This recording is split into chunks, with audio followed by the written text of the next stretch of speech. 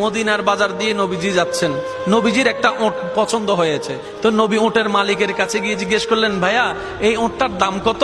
ওই দামাদামি হলো, নবী সে দামে কিনতে রাজি হলেন, কিন্তু নবীর কাছে তখন অর্থ ছিল না। তখন নবীজি ওনাকে বললেন, আপনি আমাকে ওটটা দেন, আমি এখনই গিয়ে আপনার সেই প্রাপ্যটা পাঠিয়ে দিচ্ছি। ওটের মালিক ওনাকে ওটটা দিয়ে দিলেন। আশেপাশে যারা ওটের মালিক ছিল সবাই জিজ্ঞেস করতেছে, এই পাগলা, তুমি কি যাকে ওট দিয়েছো তাকে চিনো? বলে যে না। নাম জানো? বলে যে না। পরিচয় জানো? বলে যে না। ঠিকানা জানো? না। তো তুমি যে ওটটা দিয়ে দিলা, উনি যদি ওটার টাকাটা না ফাটায় তখন তো তুমি লসের মধ্যে চলে যাবা। সে ওটের মালিক বলে, এত সুন্দর নুরানি চেহারাওয়ালা কখনো বাটপার হতে পারে না, কখনো চিটার হতে পারে না, কখনো মিথ্যুক হতে পারে না।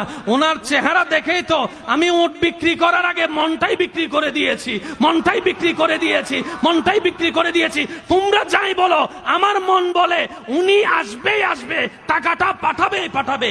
এই কথা বলতে না বলতে কিছুক্ষণ পরে নবীজির একজন সাহাবা এসে বলছেন, একটু আগে একজনে ওট নিয়ে গিয়েছেন কাছ থেকে, ওটের মালিকটাকে একটু দেখতে চাই। উনি বলে যে আমার থেকে।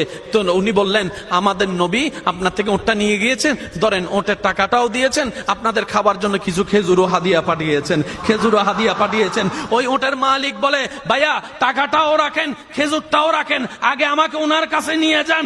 আমি ওট বিক্রি করি নাই, আমার দিলটাই বিক্রি করে দিয়েছি। ওনার চেহারা মোবারক দেখে আমার মনটাই পাল্টাই গিয়েছে, আমি কালিমা পড়ে মুসলমান হয়ে যেতে রাজি আছি। সুবহানাল্লাহ। जिसका कोई सानी नहीं वो नबी हमारा है, मुस्तफा की अजमत का हद ही ना किनारा है। आशिक बोले, लम याति नजीर कफी नजरिन मिसले तुना शुद्ध पैदा जाना। चित्कार दिए बोलेन।